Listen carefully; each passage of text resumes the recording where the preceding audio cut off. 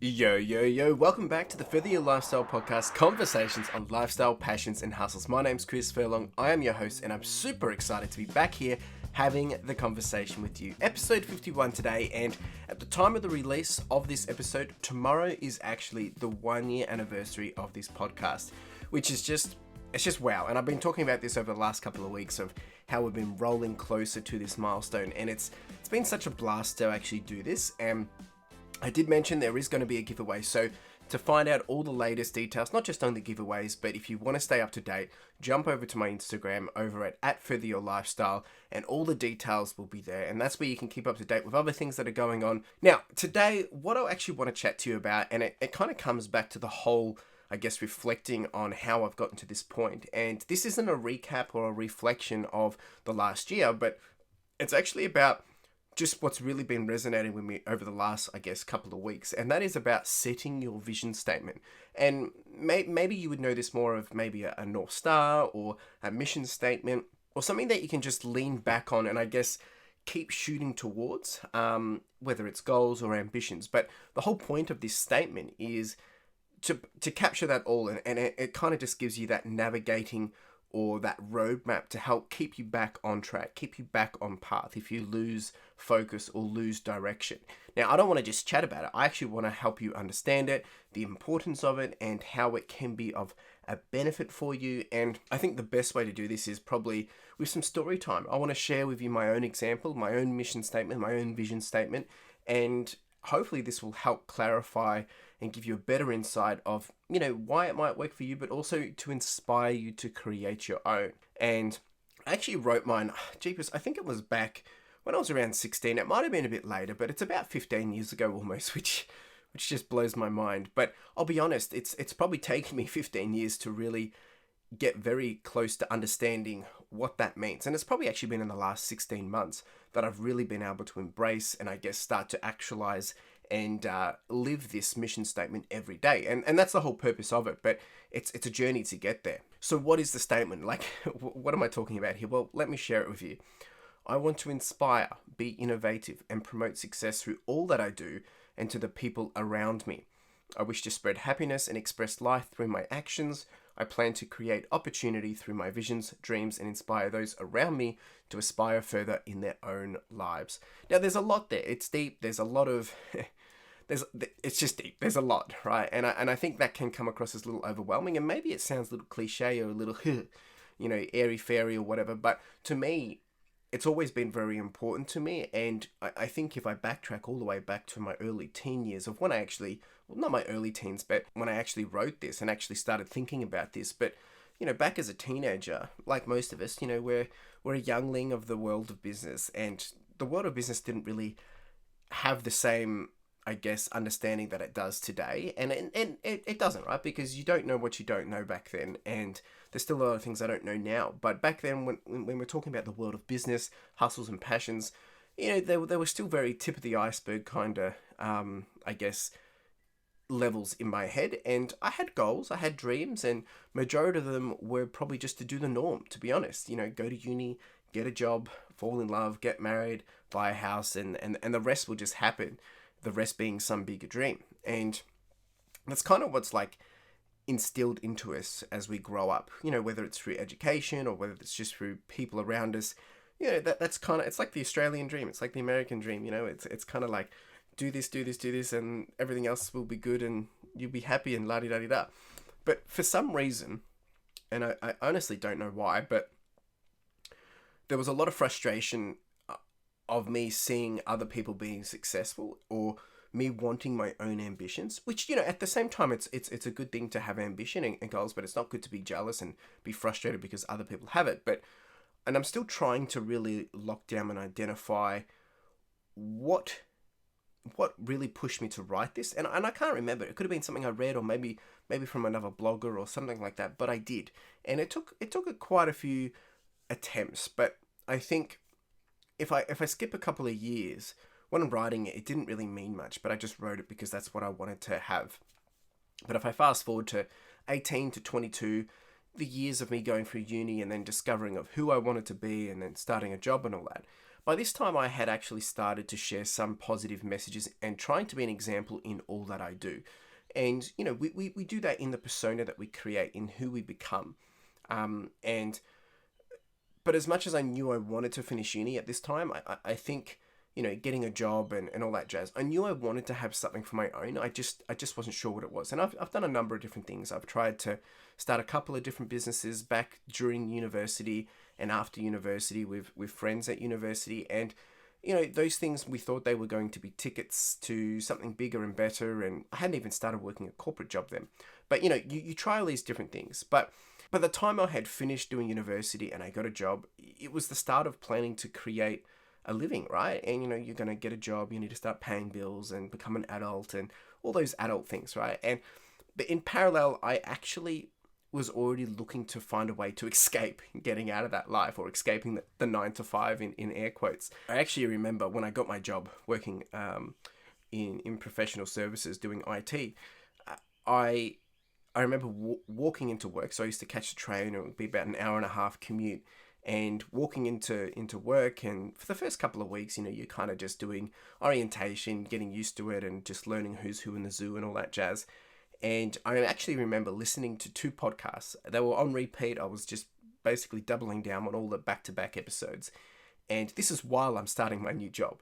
And this was the Smart Passive Income podcast and the Solopreneur Hour podcast. And these 2, basically, they have been monumental in actually helping me build a different mindset. And it's funny because I was already thinking of how can I get out of this to do something for myself, and I hadn't even really started it. But that was the intent. I always knew I wanted to have this bigger dream, this bigger goal, and something. I just didn't know what it was. And that's why I have the North Star, but the North Star hadn't kind of clicked yet. But if we dive back to what was really happening at this period, so started working full time, listening to the podcast, dreaming, having all these ambitions, wanting to do all these different things, and I started blogging. Actually, I've actually had quite a lot of blogs over the years. I've had something that was actually combining my sentimental side of things, deep thoughts and whatnot, and also applying it with some technical background. Being, I loved technology, and I was in the IT industry, so combining those 2 things. And then I moved across to more words of wisdom, like daily inspiration, and then I actually started a blog which lasted for a good 3 years or so, and that was focusing around aspiring to inspire others. And I eventually actually moved to daily blogging with inspiration to help people win the day and win the year. And that actually I did for 365 days for 3 years in a row. And the first year I did it was game changing. It was really good. I loved it. It was a great way to learn, building a blog and just learning how to write and all those different things.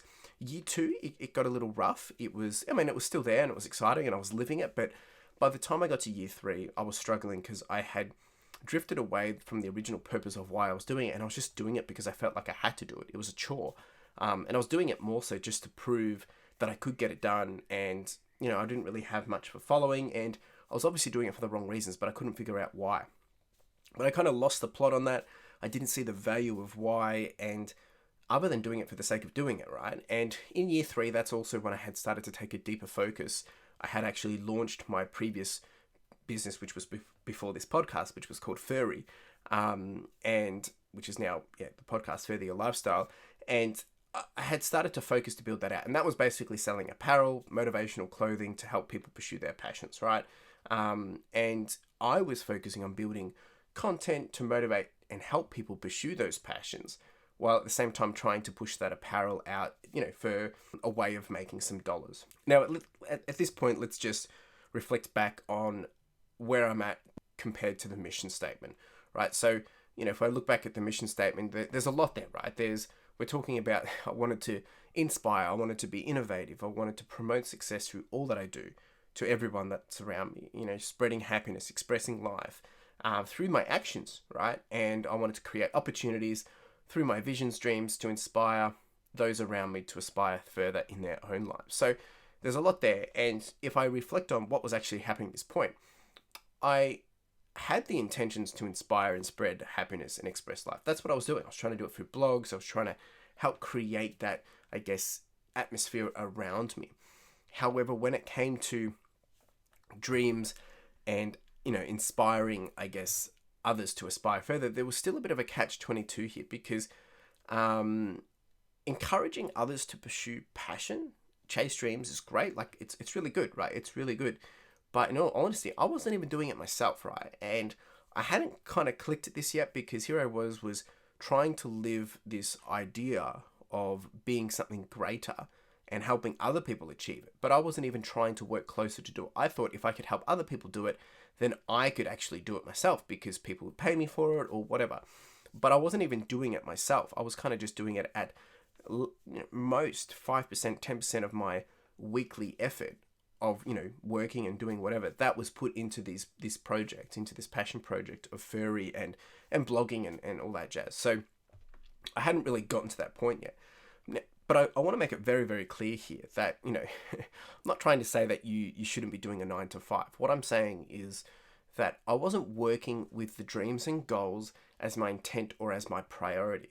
I was working with the intent of building a safety net, of, being comfortable and having that job security. And I had this idea that these things would come. Like, I think we just expect that everything will just change. Everything will just land in our pockets, or everything will just fall into being, which it's not always true. That things don't just happen. You have to actually do some work. You actually have to do some things to make it happen. So I hadn't kind of clicked on this yet. And what happens next is I continued to focus on working. Actually, I kind of lost a lot of momentum in trying to build out something outside of the 9 to 5. I prioritized doubling down my mindset and workload. So working more, working overtime, working on the weekends. And I guess I allowed myself to justify it as well. But I was still in the back of my mind hoping that something was going to change. And at the same time of doing all this, I was doing running videos on YouTube. I was still sharing content on my furry apparel website and Instagram. But it wasn't with full intent. It was hoping that I was ticking a box and expecting it to blow up and everything was just going to change. Like I was expecting that I was going to make some money from these shirts and then I would just all of a sudden be able to have more money and I wouldn't have to work. But that's not the way it works. But I think that's the mentality.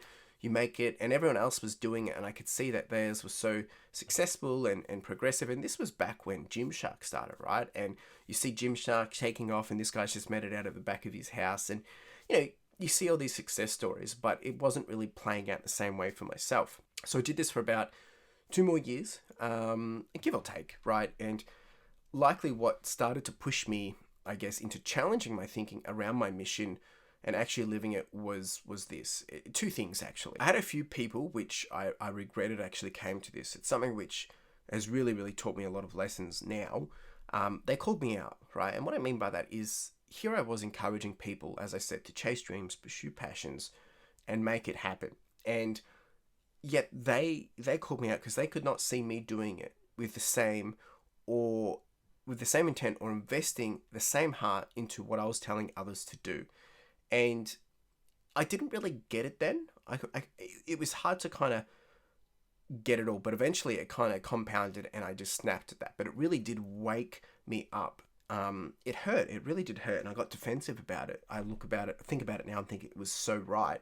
It was true, right? It challenged my whole thinking of what am I doing? Like something has to change. Like they're right. This isn't the right way of doing things. And secondly, this is when the pandemic started to hit. This is when, at this point, things were changing, right? It meant that the ways I was trying to sell apparel, it wasn't going to work because I was drop shipping.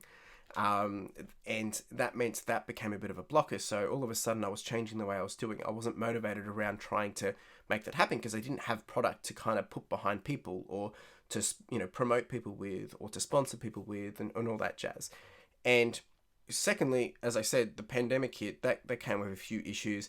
And with point 1, that's when I guess this fueled that frustration even more of what am I doing? And it started to bubble up even more. And when I looked back at my North Star, I couldn't see where I was headed. I couldn't understand what's going on. What am I doing? Where am I going? And long story short, having a big hard look at myself, I found something had to change. Something really had to change. And people think things are just going to change. Like, maybe there was even thoughts of like, oh, well, if I got fired, then I'd be able to work on it. Or if this happened or that, and they're all things which they're not going to happen. And you shouldn't even be thinking about those kind of things. They're excuses to hold you back. So I kind of had to kind of think about, well, something had to give, something had to change. If I want to change, I had to do it. And I've spoken about this a few times. And that meant I needed to take control of the things that I wanted to make a reality. I needed to take the hard decision and rip off that band-aid. And that's when I decided that I needed to take a chance on me, step away and chase those dreams and aspirations and goals and really just go all in. And I guess that's how this podcast and all that surrounds that and the lifestyle I have now has kind of come to life, right? And it's taken me, obviously, in the last year to really embrace it all. And I've done some pretty cool stuff that I'm very, very proud of in the last year. Building out this podcast, making it happen, starting my own business to be able to, fuel my lifestyle in terms of pay for bills and help me invest and save and all that jazz. And now that I've done it for a year, in the last month or so, I hadn't really soaked it all in. And I've been doing that in the last month. And I've just been taking in the moments to digest it all and having received feedback from people, comments, encouragements, and that's from many of you listening and other people as well. It's been one of the most encouraging moments, and I kind of feel like it's just kind of hit me, and I just realized, wow, this has actually happened. I did this, and obviously I'm still doing it, but a big thank you to everyone that has reached out and given me support and encouragement. But I guess from all of this, my big takeaway is now I'm actually making it happen. But the real big takeaway is you cannot just expect to just flick a switch and everything is just on, and everything's working and everything's just figured out. It's not how it works. The key here is if you create a vision or a statement or a North Star for yourself, like what I had mentioned at the start, it won't be all just happening. It won't just all happen as you have written it, right? It's going to require you to actually take that, run with it, build it, create that, live it, and own it, right? You're going to have to take a year, take 2 years, 5 years, 10 years, 15 years to really develop that, mold that, and use it as a guiding post to direct you in keeping you aligned to where you want to go, of whatever those goals and dreams are. And sometimes those goals and dreams are fuzzy, fluffy, and you don't know what they are. You just know it's not what you're doing now. And that's okay if you don't know what they are, but you know that you don't want to be doing what you're doing now and as a means to an end. That's the start of that. And I feel I'm truly starting to really actually live that mission statement now and own it now. And I'm excited to see what that's going to bring for me over the next year and the years to come. But I know there will still be a lot of lessons and a lot of learnings that will come through that. And that's all part of the journey. But I think for you, if you're stuck, and I feel like a lot of people are probably feeling like things will get better, I want to do this, I just don't know how it's going to happen. And that's where I was at. And it was a lot of toing and throwing back and forth of just things are going to get better. And it wasn't until I ripped off that band-aid and made an action plan to make it happen, which in this case, it was very aggressive and bold and stepping away from working the 9 to 5. But you don't have to do that, right? You can find ways of working out of that and getting yourself out of a rut. And sometimes it's just having someone to talk to or someone to keep you accountable or someone to support you and all that jazz. So what I'm trying to say is there's probably a lot of you feeling that, yeah, you know that you have all these goals, aspirations. You don't really know what they are. It just means that you know what you're doing now isn't that. And that's what you want to tap into. Start to develop and create something that you can write down of who you want to be. What does that look like? And what does that on paper, what do you stand for? What do you want to present to people that find you and see you as a persona, I guess? And I would love to hear from you. Do you have one? Are you looking at creating one? What are your thoughts about this? Share it with me. Let's continue the conversation. Have a think about it. What is it? And what could it look like?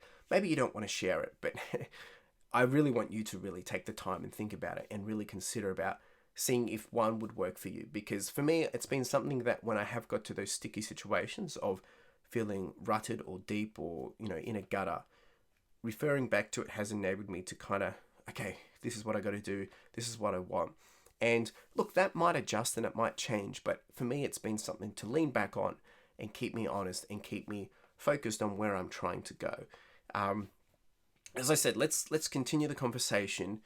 Hit me up on Instagram at Further Your Lifestyle, or Twitter at Further Your Life, or you can send me an email and let's talk about it. An email at hello@furtheryourlifestyle.com. And I would love to have that conversation with you, or just hear it out. And maybe you want to do more. Maybe you want to have a call or something. Regardless, you got to reach out. You got to have that conversation with me before I can even start to dabble in seeing what makes more sense. But I would encourage you to go suss this out this week. If you're not doing anything today, spend 10 minutes, 20 minutes writing this down, having a think, having a reflection on this, because it can be life-changing. It really can be life-changing, and it might not be instant, but it will start to unravel itself as you proceed to pursue that mission statement. Really do appreciate you being here. As I said at the start of this episode, episode 51, and we're basically hitting 1 year on the podcast, which is pretty exciting. It's really weird to think about it, but we've done 1 year, so there will be a giveaway. Jump over to my Instagram for more details on that. Of course, you might listen to this after that. There'll be plenty more things that I'm doing with the community, so don't feel like you've missed out. But I would encourage you, jump on over, see what else, leave a comment, say hi, drop me a DM. Of course, you can jump over on Twitter as well. Now, if you are on the YouTube experience and watching this, you can drop down, leave a comment, and there's some show notes in the descriptions there as well. The other thing that I would really encourage, if you do enjoy this, if you did take something away from this, is if you could share this with someone. If you think this will resonate with someone, share it, send it to them and say, hey, have a listen to this. They don't have to listen to the whole thing. There might be just a certain segment of the episode. That would mean the world to me. And if you want to leave a review on Apple podcast, then please go ahead and do that as well. You can rate this on Spotify as well. All that means the world to me, of course, but no pressure. Appreciate being here, and I hope you've taken away something from this episode. I love having these conversations with you, and most of all, I hope that, you have a wonderful day. Cheers. Now, if you didn't know, we do have the podcast merch, and this is with a key focus of enamel pins. Now, if you haven't checked these out, make sure you do, because the intent of these are really just to be a small token and a reminder for you to charge on, to push on, and to further your lifestyle. Whether it is a gift for someone else to encourage them, or maybe to inspire them, or maybe it's a way to motivate yourself, or you can simply just make a purchase to simply support the podcast, which would be greatly appreciated. We do also have some sweaters and some long tees, so make sure you check it out. Link in the description and in the show notes. Really do appreciate it. Cheers.